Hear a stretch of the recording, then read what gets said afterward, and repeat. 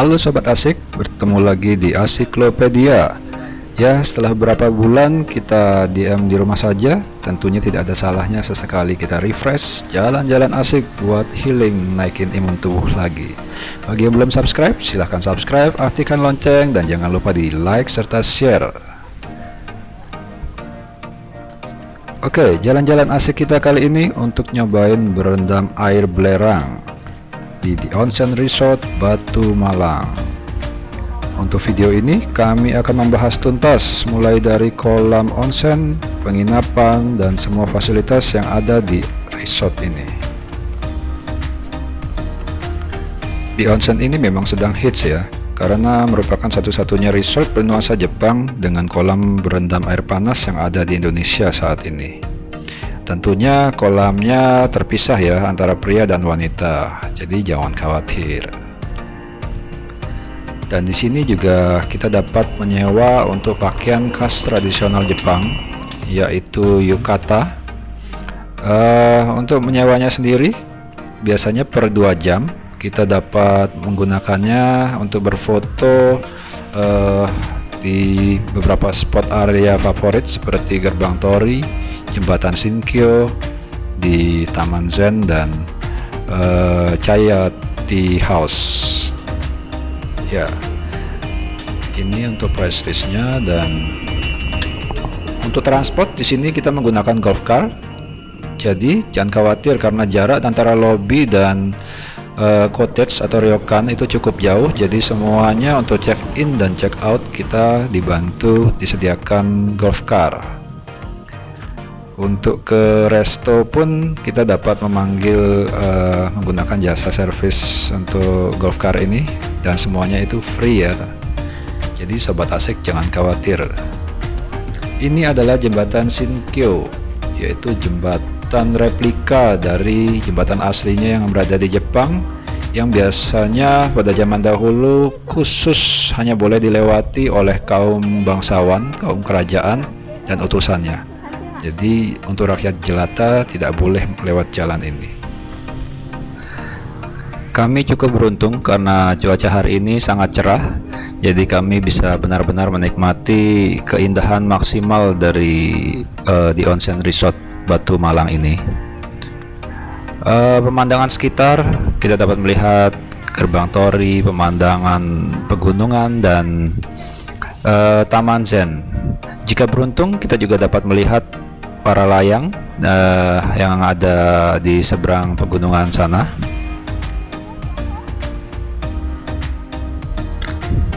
Dan ini adalah Gerbang Tori yang biasa terdapat di kuil Shinto atau kuil Buddha di Jepang.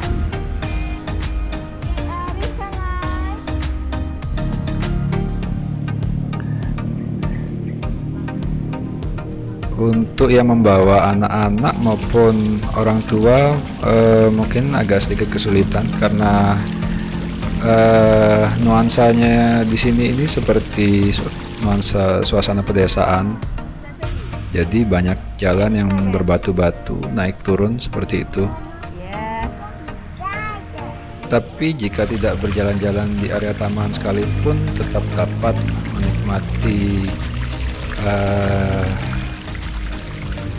ryokan atau cottage ya, dari atas sana. Jadi kita sedang berada di taman, sedangkan ryokan atau cottage penginapannya ada di sisi atas sana.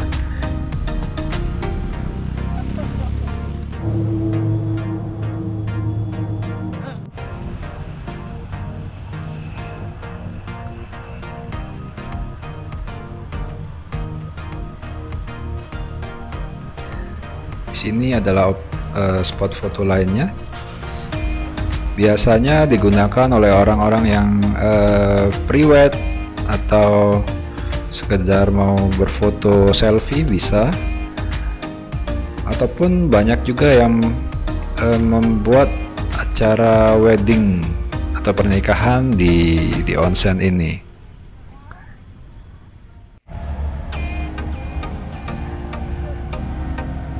Ini kami berjalan menuju ke Chaya Tea House, atau yang sering digunakan untuk ritual minum teh, ritual upacara minum teh di Jepang. Jadi ini semacam gazebo atau tempat untuk menjamu tamu untuk upacara ritual minum teh, atau yang di Jepang disebut nodate.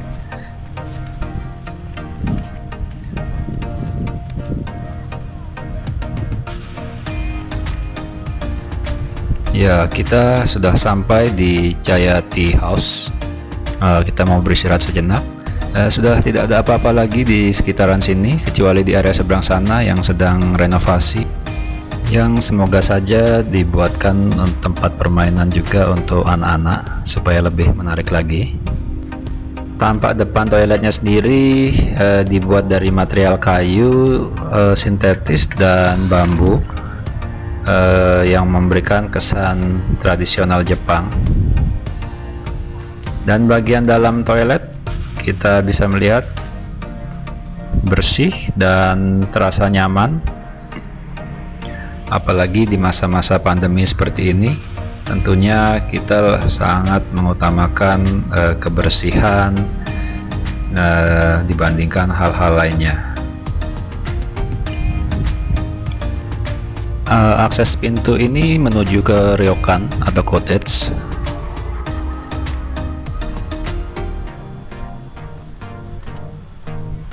Kami kembali karena sudah cukup lelah, jadi kami putuskan untuk beristirahat kembali di mobil untuk sementara, karena kami sampai sekarang belum check-in. Ini di sekitar pukul 11:45 waktu Indonesia Barat. Anak-anak sudah cukup lelah, jadi kami istirahat sambil makan di mobil. Ya, ini menu dari rumah ya, jadi tidak dapat dibeli dimanapun.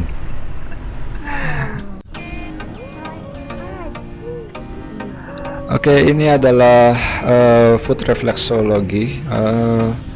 Terus terang kami belum pernah, jadi kami tidak tahu apakah ini kotor atau memang seperti ini aslinya. Karena untuk onsennya sendiri warnanya biasanya agak kecoklatan, kekuningan karena mengandung belerang.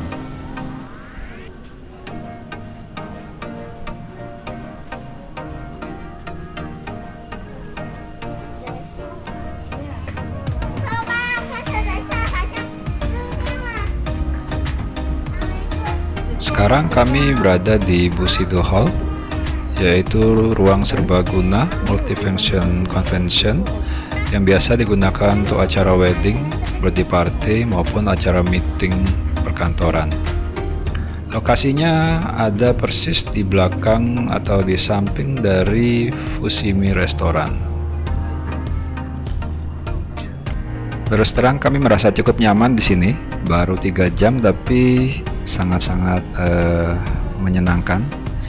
Suasana yang sejuk, dingin, tapi tidak terlalu dingin, masih cukup nyaman dan sangat tenang. Kira-kira feel-nya itu seperti ini.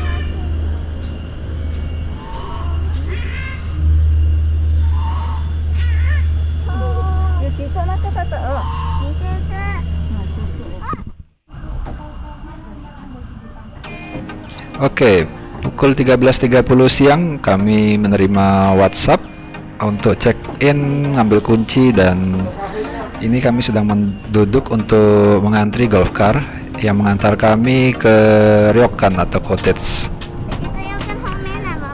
Selamat. Iya. Kami reserve atau book tempat ini 2 bulan sebelumnya melalui e-commerce aplikasi. Di sana kami mendapat harga di kisaran 1,6 juta include breakfast, dan jika memilih tanpa breakfast selisihnya sekitar 300.000 ya sobat asik. Tapi jika dihitung-hitung jauh lebih hemat jika include breakfast, karena untuk penambahan breakfast dikenakan biaya tambahan 150.000 per pax atau per orang untuk dewasa, dan 75.000 per pax atau per orang untuk anak-anak. Ini saya malu banget karena saya kira sudah sampai, tapi ternyata ini hanya lagi crossing dengan golf car dari arah sebaliknya. Ya, karena jalan di sini memang hanya cukup untuk 2 golf car berpapasan. Untuk cottage-nya sendiri total ada 25 unit, yang mana yang paling besar adalah Tokyo, tapi ini adalah private owner jadi tidak disewakan. Sisa 24 unit lainnya yang disewakan bagi pengunjung, yang mana ada yang tipe executive suite, yaitu dengan 3 kamar tidur kapasitas untuk 6 orang, dan satu lagi adalah tipe deluxe suite, yaitu dengan 2 kamar tidur dengan kapasitas 4 orang.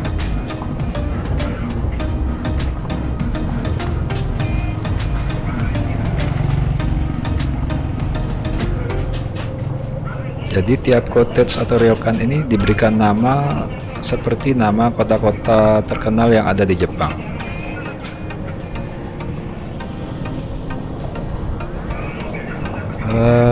Lokasi cottage kami ternyata cukup jauh ya dari lobby. Apa karena itu kami mendapatkan special price, karena terus terang harga aslinya di kisaran 3,5 juta untuk menginap 1 malam di cottage ini.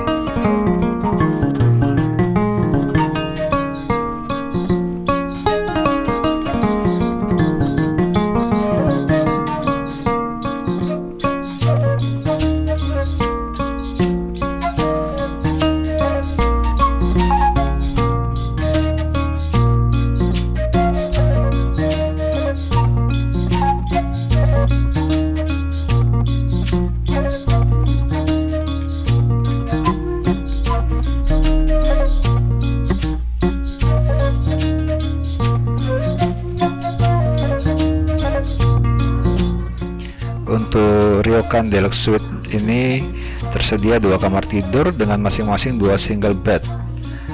Jadi semuanya di sini bernuansa kayu dengan gaya bangunan Jepang,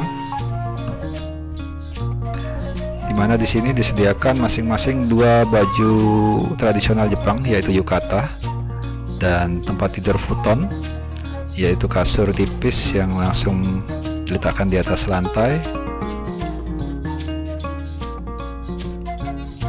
Untuk stop kontak sendiri ada di beberapa area yang terus terang cukup unik bagi saya.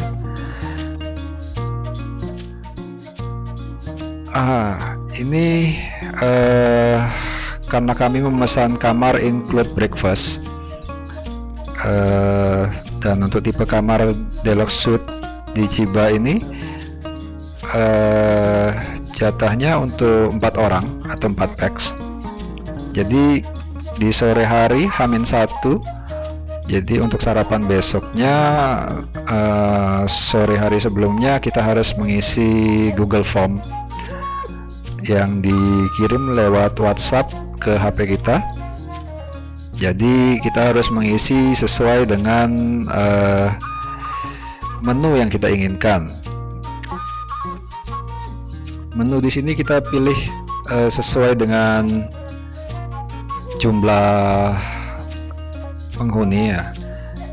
Seperti tadi misalnya kita deluxe suite, jatahnya untuk 4 packs untuk 4 orang, jadi masing-masing menu jika ditotal jumlahnya maksimal 4 packs. Jika lebih dari itu akan dikenakan biaya tambahan, yaitu untuk dewasa 150.000 per packs, dan untuk anak-anak di angka 75.000 per packs. Jadi sebenarnya jauh lebih hemat jika kita saat pesan atau reserve cottage-nya di angka 300.000 untuk 4 orang, untuk 4 packs.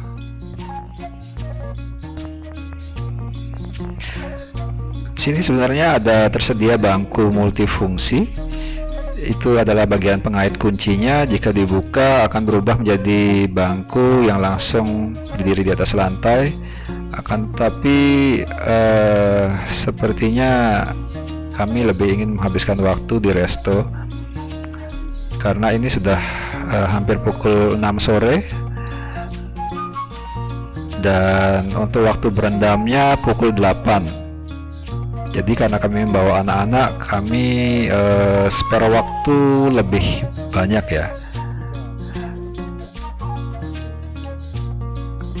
Untuk transport sudah datang. Jika di waktu-waktu musim libur atau weekend mungkin akan butuh waktu ekstra sabar jika menunggu datangnya transport, karena di sini hanya tersedia 2 golf car yang setiap kali per sekali jalan bisa muat maksimal 5 orang, 2 di belakang, 2 di tengah, dan 1 di depan.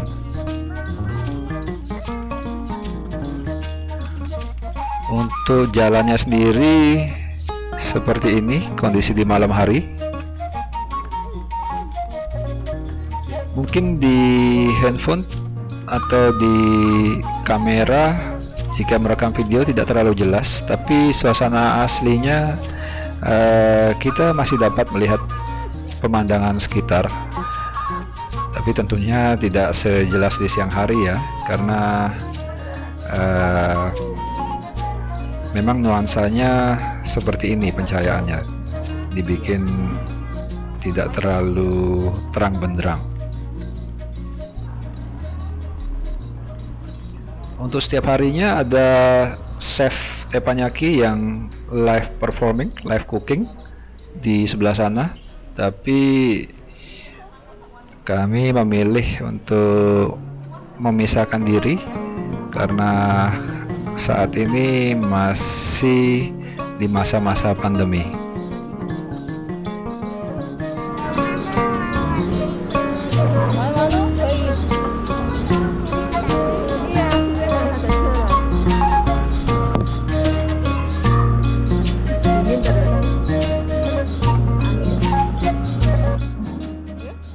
Karena ini restoran, jadi harganya ya cukup sesuai dengan restoran, tapi belum tentu sesuai dengan kantong kita. Disesuaikan saja untuk pemesanannya, yang penting bisa menikmati.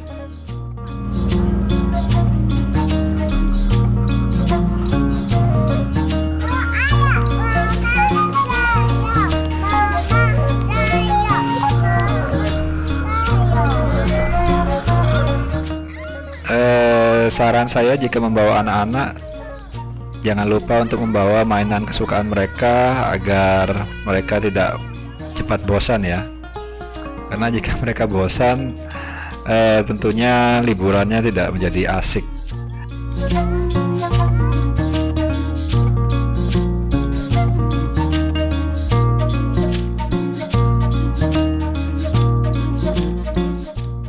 Ini adalah makanan yang kami pesan.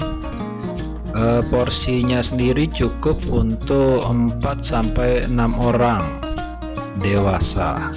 Ya, kami sepertinya salah strategi karena kami memang 4 orang tapi 2 dewasa dan 2 anak-anak. Jadi pada akhirnya untuk makan ini lebih mirip seperti konten mukbang ya, karena sebelum menunya keluar untuk sabunya, istri saya sudah terlanjur pesan 2 nasi putih tambahan. Jadi ya tinggal kita tambahkan bubuk cabai yang banyak, konten mukbangnya siap ditayangkan.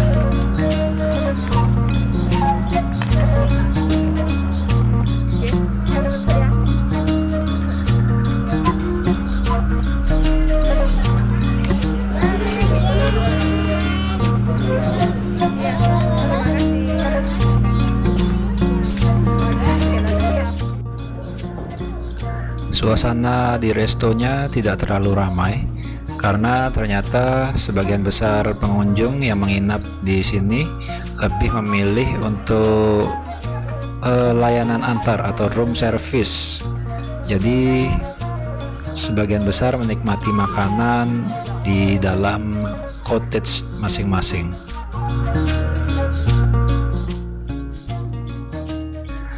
Kami buru-buru untuk kembali ke cottage karena sudah menunjukkan pukul 8. Untuk pemesanan transport golf car bisa sekalian di bagian kasir. Tidak perlu menunggu waktu lama, golf car-nya sudah tiba.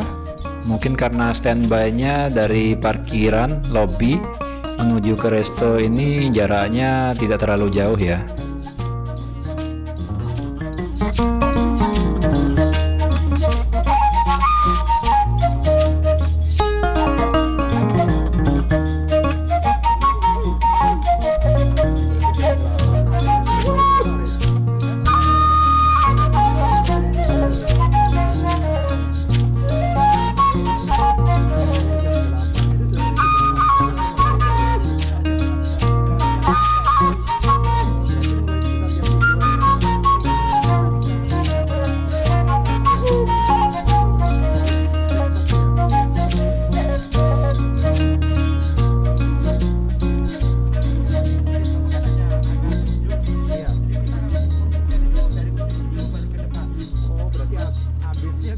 duluan juga itu berarti.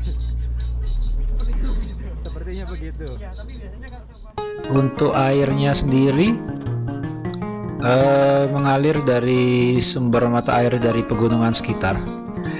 Tapi untuk kontrolnya di sini dikerjakan secara manual. Ya, jadi di sini setiap sore akan ada yang membuka pintu air. Ya, Bapak ini adalah orang yang bertugas untuk mengendalikan airnya. Jadi ia membuka di sore hari dan air siap pakai pukul 8 sampai pukul 10, kemudian akan dikuras lagi. Jadi kalau pagi hari kolamnya akan kosong dan akan diisi dengan yang baru lagi di hari berikutnya. Seperti itu seterusnya.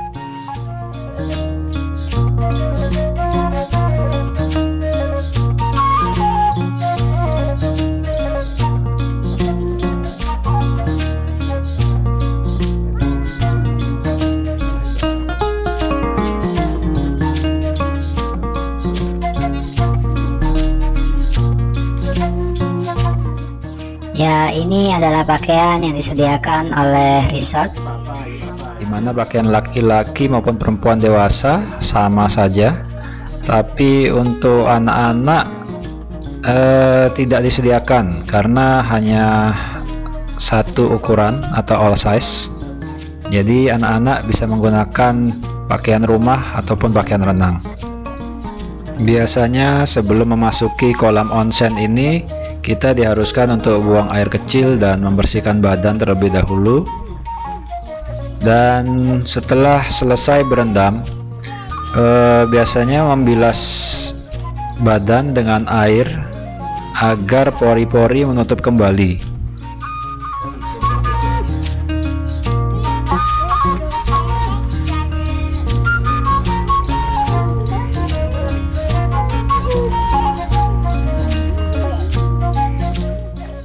Di bagian tepi kolam ini terdapat semacam trap tangga yang sekaligus bisa berfungsi untuk tempat duduk bagi anak-anak balita maupun bagi kita yang orang dewasa jika ingin menikmati tapi tidak ingin seluruh badan kita masuk ke dalam air. Hai, bakery ciki tok.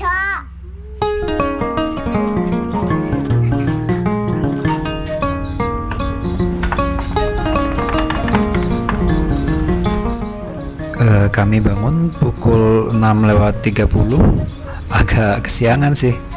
Sebenarnya kalau kita bangun di pagi hari, mungkin kita bisa melihat sunrise atau matahari terbit dari pegunungan sana.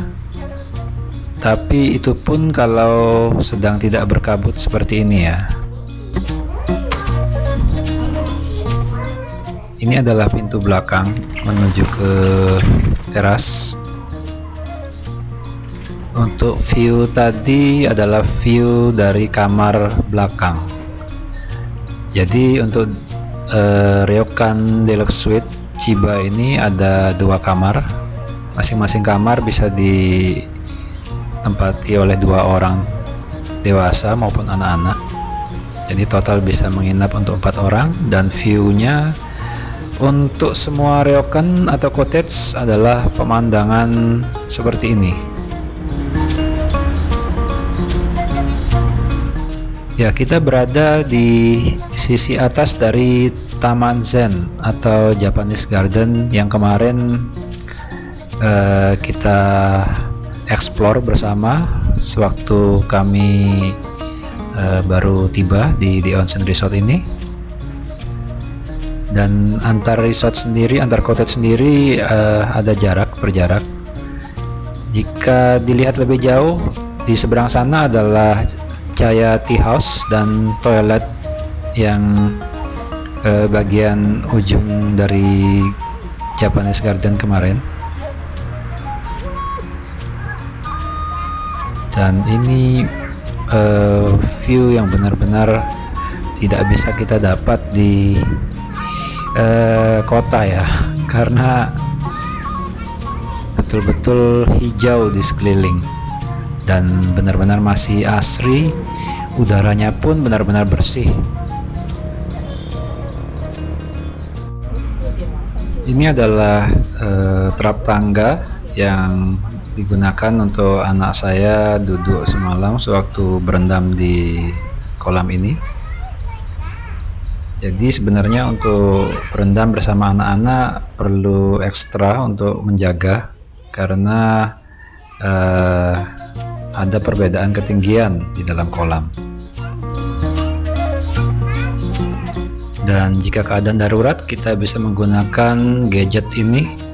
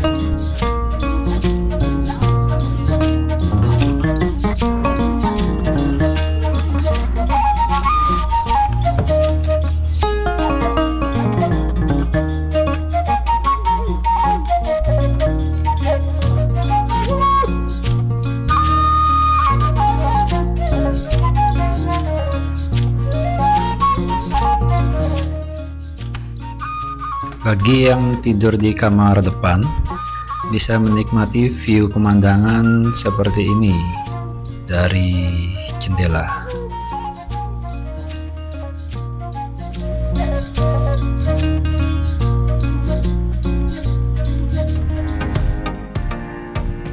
Breakfast time.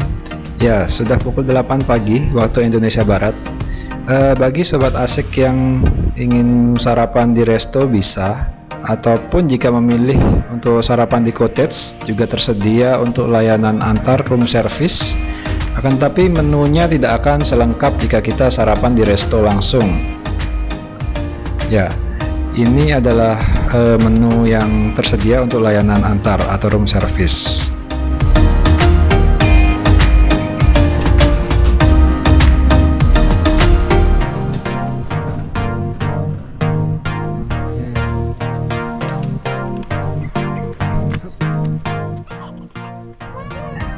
Anak-anak sangat senang untuk naik golf car ini karena ini adalah daya tarik tersendiri bagi anak-anak untuk di resort onsen ini.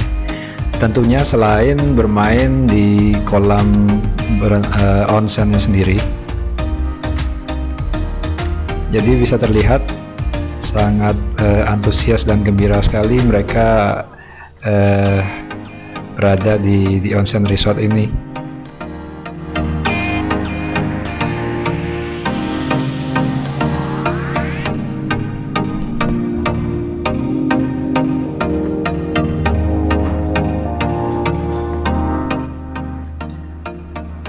Untuk sarapannya sendiri, sobat asik bisa memilih mau sarapannya jam 8, jam 9, atau jam sesuai dengan ketentuan yang ada di Google Form kemarin.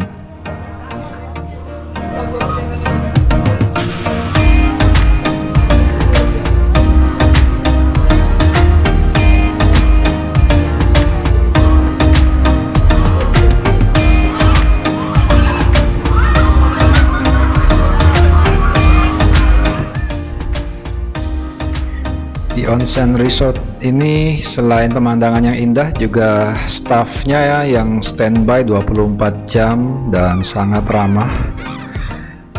Sungguh pengalaman yang sangat menyenangkan untuk staycation, menghabiskan waktu bersama keluarga dan orang-orang terkasih di tempat ini. Ya, ini adalah sarapan sesuai dengan tipe kamar kita ya. Jadi untuk ryokan deluxe suite mendapatkan 4 packs untuk 4 orang, dan untuk ryokan executive suite akan mendapatkan 6 packs. Kalau menunya sendiri sesuai dengan pilihan kita saat mengisi Google Form 1 hari sebelumnya.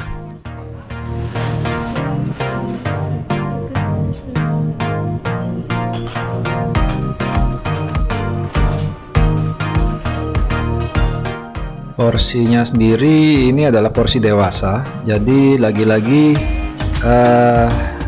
untuk include bawaan dari paket penginapannya sendiri adalah 4 packs orang dewasa. Akan tapi jika kita memesan secara terpisah justru akan jauh lebih mahal ya, karena anak-anak dihitung 75.000 per packs, sedangkan dewasa per orangnya dihitung 150.000 per packs. Jadi totalnya sekitar 450.000 per packs.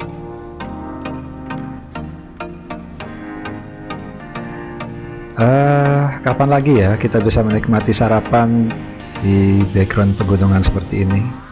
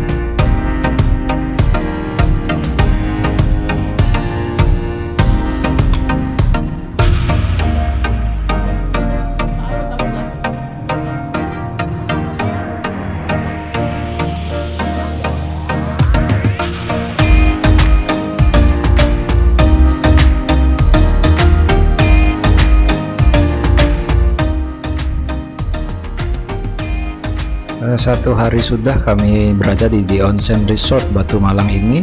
Sungguh pengalaman staycation yang asik sekaligus menyenangkan. Dan tiba waktunya kami untuk check out. Kami dibantu oleh staff yang sangat ramah dari Onsen Resort Batu Malang ini, menggunakan golf car tentunya. Ya, demikian review lengkap dari kami. Semoga video ini dapat bermanfaat. Jangan lupa untuk subscribe, aktifkan lonceng, like, dan share video ini. Kita bertemu lagi di video Asiklopedia selanjutnya. Thanks for watching and bye-bye.